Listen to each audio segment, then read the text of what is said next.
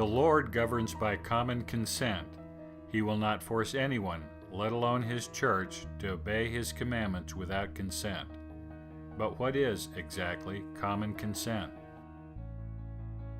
Consent, as is generally understood, is the approval or acceptance of a proposal from another person. One person makes a proposition and another accepts, meaning consents. Or the second party rejects the proposal, meaning he or she does not consent. Common consent is consent given by a group. This is normally determined by a vote, where the majority decides whether consent is given or not. Common consent can only be given when three conditions are present. They are obvious but necessary to understand. First, whatever is being proposed, the proposal must always precede the giving of consent. Ratification of an action after the fact is not consent. Second, common consent must be given to the proposal of another person. And third, with common consent, there must always be a vote of all members of the group, which must be then counted with the majority vote carrying the motion. Agency is not to be confused with the freedom to act without constraint. Agency means the capacity to act or exert power, but it is also representational, meaning that the acting and exerting power is within the term set by another person. This is the context that the agency of man must be understood. The Lord did not state that man could go down and do anything he wanted. Man was to go down to choose whether he would do everything God commanded him or not. Agency, in this context, comes with accountability. There are bounds and expectations for this gift of action and power. Man is accountable for the way in which he uses his moral agency. If used unwisely, this is called sin.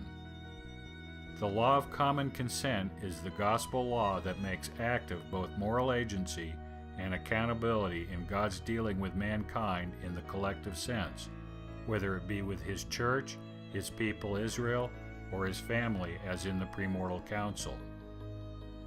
God gives man a law or commandment or proposed calling, which man can then choose to accept or reject, individually or collectively. This is the law of common consent.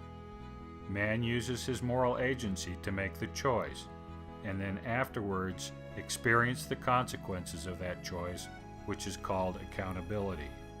In all things, the Lord never forces his will on any one person or group.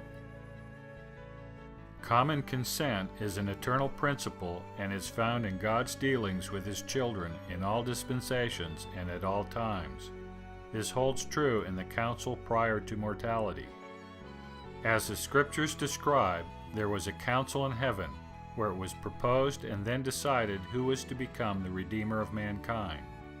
The council voted, and the majority decided that it would be the one like unto the Son of Man. This is a classic example of the law of common consent, where the Lord makes a proposal to his children. They vote, and the majority of votes decides whether the proposal is accepted or rejected. Unfortunately, the devil and one-third of the hosts of heaven rebelled and sought to overturn the council decision by force. The problem was not that one-third of the members of the council cast their votes against the proposed Savior, but that they tried to seize power in defiance of the vote of common consent. The law of common consent allows for honest dissent. It does not, however, allow open rebellion. The law of common consent was also the rule in ancient Israel. When Moses explained the new laws and commandments he had received from the Lord on the Mount, he asked the people to accept the law by voice vote. The vote was unanimous, with the law of Moses becoming binding upon the nation. Later, after the conquest of the Promised Land and before his death, Joshua asked the Israelites to renew their previous covenant under Moses by a voice vote, which they did. When Israel was under the system of judges, with Samuel the chief judge of the land, the elders of Israel approached him and demanded that he be replaced with a king.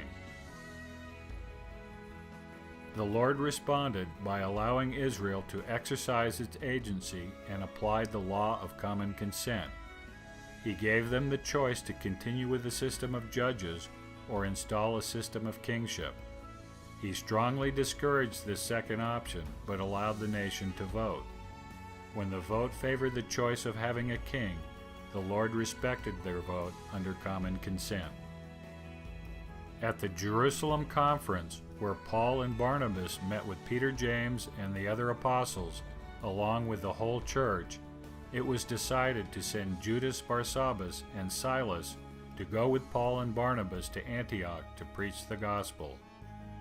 The book of Acts records that this action, the calling of missionaries, was done by a vote, which was with one accord or unanimous.